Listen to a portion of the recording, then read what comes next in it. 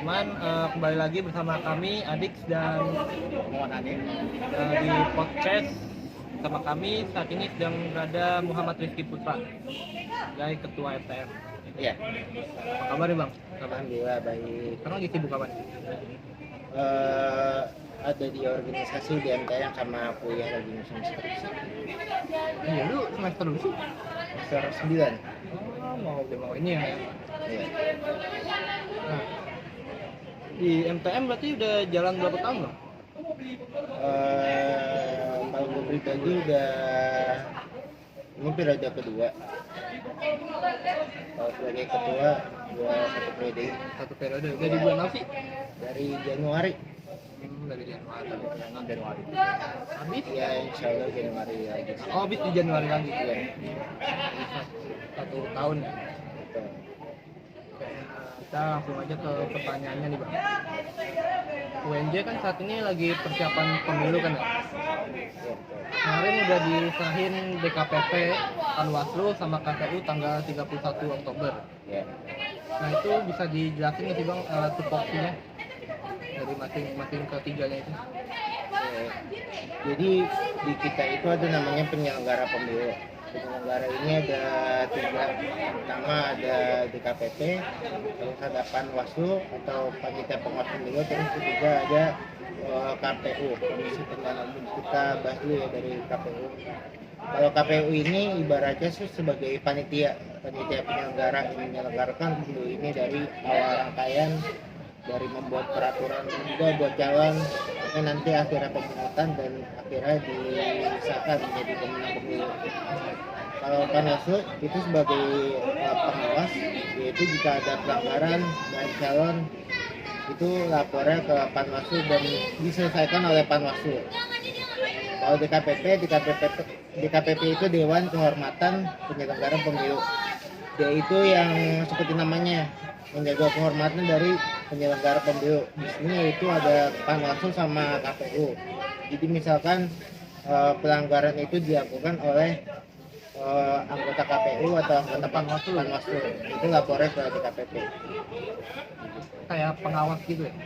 Iya betul. Jadi gini, kalau Panwaslu itu kan ngawasin pemilunya. Misalkan nih calonnya ngelanggar calon ketua BEM, itu lapornya ke Panwaslu. Kalau yang melanggar anggota KPU atau Panwaslunya, lapornya ke DKPP gitu. Tapi dia DKPP ini nggak lebih tinggi dari Panwaslu ya? Apa lebih tinggi? Gini, sebenarnya alur koordinasinya itu kita itu nggak ada alur koordinasi yang lebih tinggi apa enggak. Kalau paling tinggi itu kita balik lagi ke forum tertinggi ya, tidak Okawa itu. Jadi antara DKPP sama Panwaslu sama KPU atau lembaga lain itu setara sebenarnya gitu. Jadi jalur koordinasinya sebenarnya setara aja gitu, nggak ada paling tinggi di KPP, paling tinggi Panwaslu itu nggak ada gitu. Jadi kayak cuma tugasnya mengawasi Panwaslu dan KPU gitu ya? Iya. Nah, kan kalau kita tahu kan sekarang udah banyak mahasiswa baru yang datang ya. Nah, itu gimana sih caranya untuk menjaring mereka di pemilu pertama mereka? Nah ini sebenarnya ini bukan cuma pemilu doang ya, tapi balik lagi ke teman-teman yang ada di lapangan, yaitu di sini yang paling deket nih sama maba itu Rodi kan. Di paling pertama Iya. lingkungan. Sebenarnya bukan KPU doang, tapi kepanitiaan jurusan, terus agenda jurusan itu kan berasal dari Prodi ya. Jadi kita di sini selain akhirnya dari pusat juga ngadain sosialisasi, nyebar pamflet, ngajakin dan lain-lain. Yang paling dekat sama mahasiswa itu sekarang itu kita Prodi gitu. Jadi kita coba mengandalkan teman-teman di Prodi untuk akhirnya ikut dalam kegiatan pemilu. Dan juga ini kepanitiaan di Prodi itu bukan cuma kepanitiaan yang angkatan 2021, tapi angkatan 2022 itu udah bisa jadi anggota KPU ya. Syaratnya tuh untuk PKMP minimal. Tapi itu kan ada dari ininya nggak sih apa arahan langsung gitu dari MTM ke fakultas ke prodi gitu ya? Ada Jadi begini, jadi alurnya itu sebenarnya semuanya terpakunya pada pusat. Jadi pusat nanti menyelenggarakan timeline-nya mulai dari tanggal segini sampai tanggal sekian misalkan. Kalau kita dari MTM itu ngarahin ke panitia itu kita cuma perkiraan nih, kita sidang umum atau forum tertinggi di bulan ini. Nah nanti untuk alur-alur ya itu yang ngatur itu dari KPU-nya sendiri gitu. Misalkan dialog kandidat, pendaftaran calon, terus pemungutan itu yang ngatur tuh dari KPU. Nah, tapi dari KPU pusat itu juga harus memperhatikan kesiapan dari fakultas sama prodi. Jadi ini pusat, nanti pusat bakal sosialisasi nih atau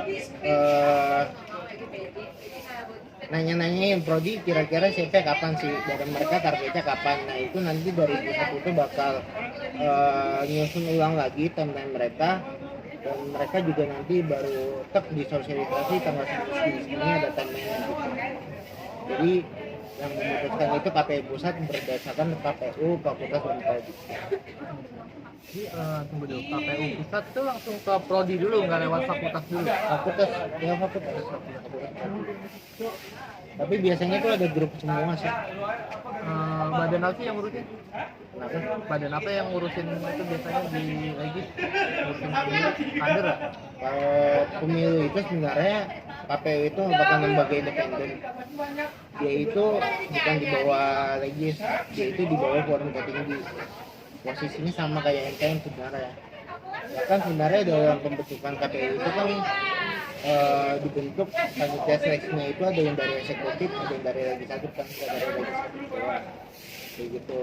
Tapi secara administrasi itu KPU itu merupakan agenda dari pimpinan. Ya itu buat administrasi aja sih, buat ke atas juga. Tapi sebenarnya ini lembaga independen, nggak di bawah MTM maupun. Nah, dari pemilu itu kan apa ya? Itu tuh kita kegiatan legislatif gitu ya bang. Gimana cara ngenalin legislatif gitu ke mahasiswa baru? Gini, kalau mengenakan legislatif itu bukan dari pemilu doang, tapi terutama dari saat maba gitu. Itu kalau pengalaman saya ngikutin 4 PKKMB ya, itu banyak juga. Nah jadi Tahun berapa tuh? apa tuh? Saya kan maba dari 2018. Ya kalian nggak tahu lah, masih SMP kali kalian. Enggak lah, SMA. SMA. Ya jadi pada tahun yang saya ikutin dari beberapa tahun itu sebenarnya buat ngajakin orang masuk lagi situ nggak cuma pada pilihan doang, pada satu mil doang, tapi dari mereka melihat tipe itu yang besar banget sih pengaruhnya tuh dari tipe gitu, sama dari PKMP gitu. Dari PKMP itu mengawasi kayak gimana, terus kan ada tuh materi mekanisme pemilu sama sidang. Nah itu dari situ juga bisa narik tuh ke materinya gitu. Jadi kalau dekat pilek sebenarnya tinggal ngajakin aja. Ya, jadi Pengenalan itu udah dilakuin sama dari maba, iya, dari maba. Karena kan nggak mungkin deket-deket diajakin gitu kan, tapi kan udah tahu lah ada tipe, Itu dari PKM. ya ada yang awas gitu. Itu di belakang siapa tuh yang awas? Pakai PDH Legis gitu ya. Beda sendiri gitu. Ya, itu siapa sih gitu. Terus sekarang tuh di prodi atau di fakultas tuh udah banyak yang ngadain open house legislatif. Sebenarnya dari dulu sih, dari saya maba juga udah ada gitu. Itu dilakuin biasanya sama fakultas kalau nggak prodi gitu, karena yang paling memungkinkan untuk diajak kumpul satu ruangan atau satu lingkaran tuh kan prodi atau fakultas gitu. Biasanya ngapain aja itu di open house? Perkenalan biasanya perkenalan legislatif. Nah, saya kan abang juga bilang kan kalau abang ini periode kedua ya abang di MTM. Iya. Tapi jadi ketua kan baru yang tahun ini. Itu mekanisme pergantian pengurus di legislatif itu gimana sih? Kalau BEM kan jelas dipilih ya. Kalau di Legis itu gimana? sebenarnya sama kayak eksekutif. Tapi kalau kita itu anggotanya itu juga dipilih sama mahasiswa gitu. Kalau BEM ketuanya doang kan. Kalau kita itu anggotanya kita sebenarnya sama kayak DPR. Ada pemilu, ada calon-calonnya nyoblos, tapi di kita itu kebanyakan itu pileg itu nggak ada gitu karena yang daftar sedikit atau apa ya, kebanyakan tuh sejatinya begini, sebenarnya jalur masuk legislatif itu kan harus pileg kan, pemilu legislatif. Nah, tapi ada satu lagi jalur urusan yang akhirnya kebanyakan tuh orang-orang pada masuk ke sini. Tapi sejatinya tuh sebenarnya anggota legislatif itu masuknya itu lewat jalur pemilu legislatif. Kalau itu dipilih Kalau utusan bedanya itu dia pakai surat keputusan dari ketua BEM. Misalkan nih Adis mau jadi ketua MTM, mau jadi anggota MTM, Anggota dulu lah, kursi FT ya, SBS. FBS dari kursi FBS misalkan, berarti minta surat rekomendasi dari ketua BEM FBS buat isi kursi dari FBS gitu. Malah ketua BEM, malah dari ketua BEM ya? Dari eksekutif ya. Bukan dari legis ya? karena itu mungkin banyak yang kurang daftarnya. Jadi kalau misalkan harusnya dari pemilu legislatif itu. Iya, ini sebenarnya kan ada kuotanya nih. Kalau di fakultas itu kuotanya itu 4 sampai 15 orang kalau saya. Nah, tiap prodinya kan ada kursi prodi kan kalau di fakultas kan. Kalau di univ itu kursi fakultas 4, kursi prodi 1. Misalkan nih prodi bahasa Arab misalkan nih. Ada kursi 1 kan, tapi yang daftar mau jadi anggota MTM kursi bahasa Arab tuh ada 3 orang. Nah, diadain pemilu tuh. Kursi 1 dari 3 orang itu. Tapi kalau yang daftar cuma 1 doang, langsung naik. 3 orang itu yang pilih siapa? Dari Pemilu tadi dicoblos dari prodinya. Kalau prodi kursi prodi EBS, kursi prodi Arab, misalkan kita yang milih prodi Arab. Kalau misalkan kursi EBS berarti satu EBS milih. Gitu sih. Ya, gue masih buat pemilu nih. Pemilu tahun kemarin kan kalau nggak salah nyoblosnya pakai aplikasi ya. Sekarang pakai apa? Kalau aplikasi itu udah 2 tahun gitu. Dari tahun 2000 ya, dari awal pandemi. Ini kalau tahun ini dari gue tuh belum tahu ya, karena itu rangkaiannya itu nggak dari KPI doang, tapi harus audiensi juga sama kemahasiswaan sebagai rektor juga gitu. Nah itu pekan depan apa 2 pekan lagi gitu, katanya baru mau pekan ini. Karena gue nggak ikut sih waktu itu. Gue kemarin pembahasannya kalau nggak salah itu dekat-dekat ini lah pokoknya, tanggalnya belum tahu. Nanti bisa nggak pakai aplikasi? Bisa Lu pernah ngalamin? Iya pernah gua kan 2018 2019 itu nyoblos langsung di dalam bilik. Iya. Iya, Di mana bilik? itu biasanya di tiap prodi ya, itu satu bilik itu langsung milih tiga-tiganya gitu, dari prodi, dari fakultas, sampai kayak ini, kayak pemilu Beneran? pemilu beneran, ngambil daftar masuk ke bilik. Ada tintanya nggak? Ada tintanya juga, ada tintanya. Tapi kalau sekarang kalau nyoblos offline FBS masih jadi gitu. Gimana Nyoblos nyoblos? dari keren. Kita lanjut ke kegiatan MTM nih bang. Ya, Kemarin MTM kunjungan ke gedung DPR RI.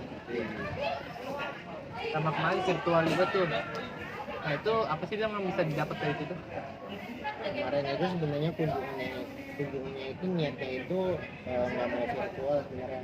Itu waktu itu saya datang langsung ke gedung DPR ngasih surat, waktu itu maunya offline gitu.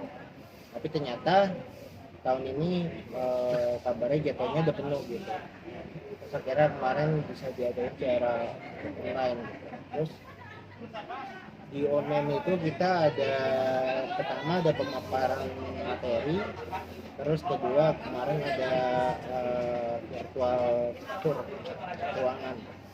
kalau pertama materi itu ngejelasin tupoksi dari DPR, terus kalau virtuaturnya itu kita musim DPR sama ruang paripurna. Udah ada 4 orang. Ntar sih 1,5 jam.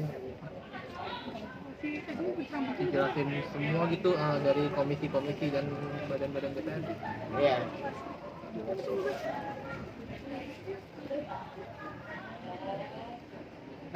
Sebagai ketua dari NTM nih, menurut Abang kinerja dari yang sekarang ini gimana? Kinerja DPR Kinerja. ya DPR beneran. Gini ya. Kalau yang saya lihat ya, ini DPR ini kan sebuah lembaga yang dimana memang harus ada gitu. Sistem kita demokrasi mau nggak mau DPR itu harus ada gitu. Jadi kalau ada orang bilang DPR harus dibubarkan itu saya nggak setuju. Karena demokrasi kita mengatakan harus ada namanya wakil rakyat. Ya kalau dibilang kinerja, kalau yang saya lihat ya, karena ini sistemnya itu dia itu bukan perorangan, dia itu masih kelompok, masih partai, jadi ya masih belum bebas ini anggota DPR untuk menyuarakan isi pikiran dari pribadinya gitu. Kan kelompoknya, partainya. Itu kalau dibilang kinerjanya bisa Tekan apa kepentingan partai gitu ya. ini bukan ditekan sih bahasanya mungkin ya, karena dia jadi anggota dewan juga dari partai kok.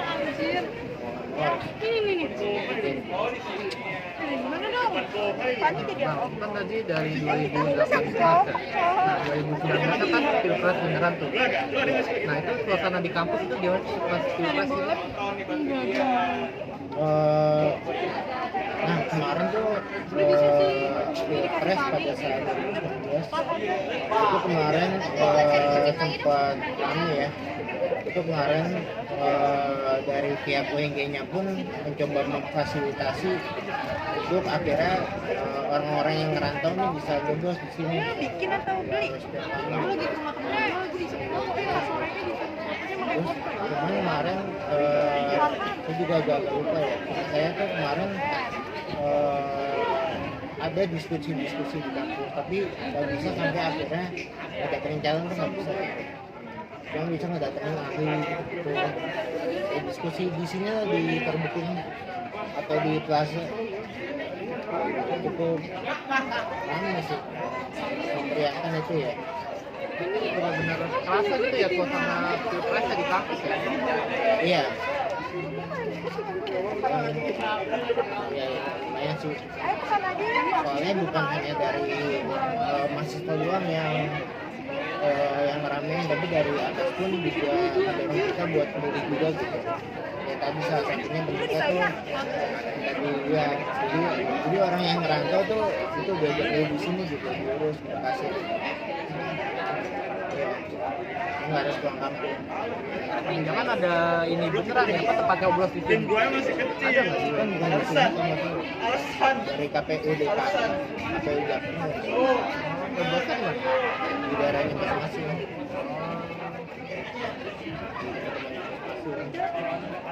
Kan dibantuin dari Yang bawa-bawa bendera partai nggak ke kampus dong?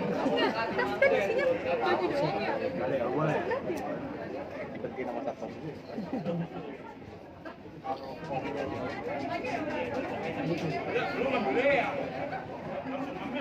Masih pemilu nih.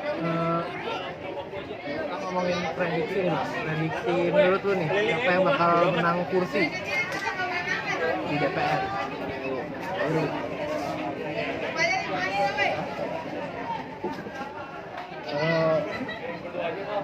kalau saya juga sebenarnya bingung ya sama pertanyaan. Kadang pola pikir kita sama pola pikir orang daerah itu beda gitu. Menurut gue sih sebenarnya kalau prediksi gue ya, kalau gue melihat alurnya dari kampus itu kemungkinan tuh pemilihnya itu lagi Si Banteng. Tapi kalau ngeliat, karena kan gue juga orang ini apa namanya, gue juga orang Solo, tau lah bahasa-bahasa kalau ngomong orang.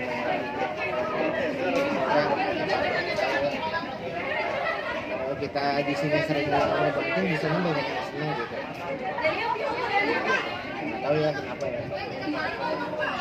Orang-orang asalnya juga banyak Tapi faktanya masih gitu.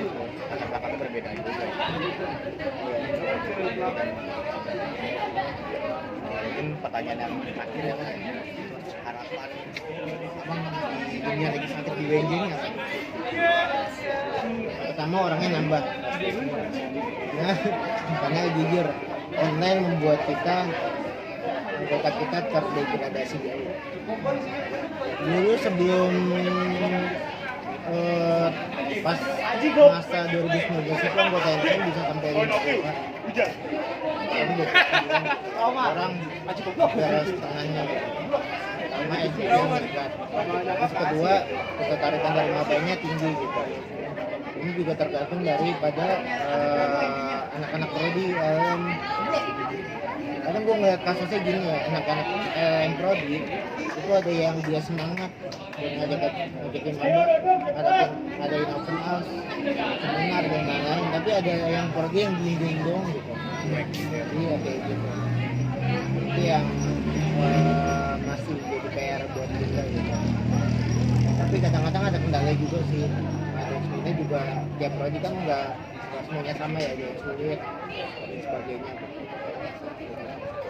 Terus tadi yang pertama SDM, yang kedua kualitas gitu. Salah satu PR anak legislatif dari dulu sampai sekarang itu nggak mau baca peraturan. Kita nggak mau ya, kita gitu kali ya. Terutama yang masih baru-baru yang di prodi gitu. Kebanyakan yang artinya mekanisme pengawasan atau yang berhubungan dengan PKKMP gitu. Kita nggak paham terkait dengan peraturan yang lainnya gitu.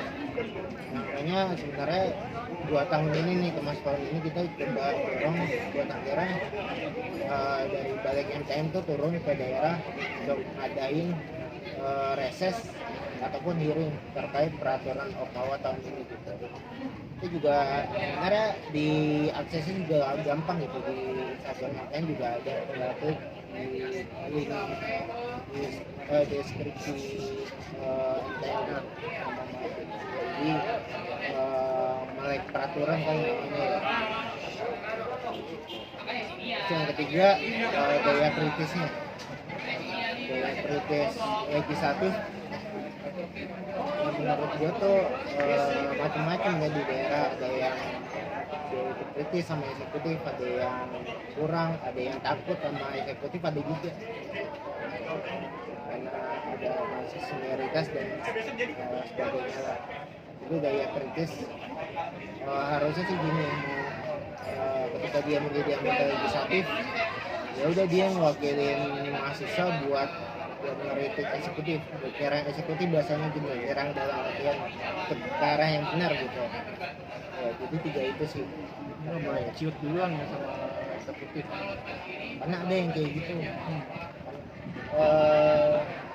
Contohnya begini, ada di satu fakultas, contohnya itu ya, sekarang itu di prodi itu kan ada namanya makrab ya, jurusan diawasi sama legislatif, tapi legislatif ini juga nggak berani nih gara-gara seniornya pada kumpul. Itu yang apa tuh namanya, yang akhirnya menurunkan daya kritis dari anggota legislatif gitu. Itu masih jadi ya PR juga sih, karena mengatasi hal itu juga nggak bisa tiba-tiba berubah gitu, harus berlarut, harus dari tahun ke tahun tuh harus solid, kitanya harus pelan-pelan, nggak bisa tiba-tiba berubah gitu. Tetap apa namanya mengetahui fungsinya aja ya. Apa namanya nggak ada senioritas gitu. Jadi kan yang menyebabkan takut itu kan karena adanya senior kan. Iya, karena begini kan anggota legislatif kan juniornya senior juga ya, dan yang bela panitia Bukan gitu ya jadi segan gitu. Lu merasa kayak ada minoritas itu nggak sih Leci?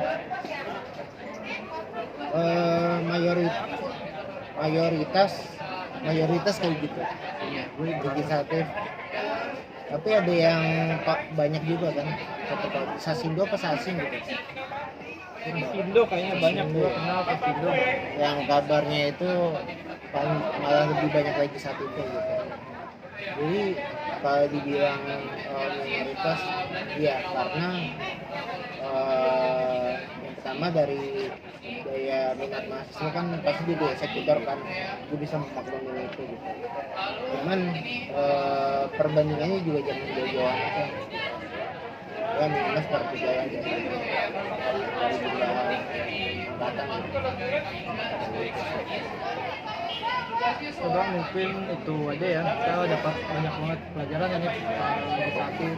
tahu tentang legislatif di UNJ juga ya. Ternyata legislatif itu ada dan apa ya, perannya besar juga ya bang. Iya betul. Oke, mungkin itu aja ya teman-teman, terima kasih Bang Muhammad Rizky Putra, Ketua MPM. Ya terima kasih juga.